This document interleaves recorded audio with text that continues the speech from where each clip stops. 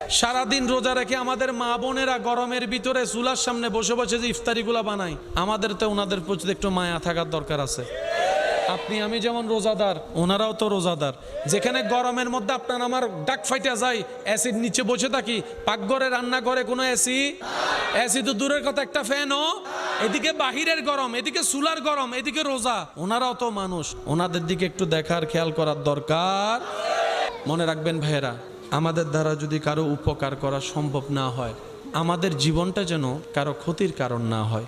অন্যের মুখে হাসি ফুটাইতে যদি আপনি আমি ব্যর্থ হই, কারো চেহারায় কারো চোখে যেন আপনার আমার জীবনটা অন্যায়ভাবে চোখের পানির কারণ না হয়।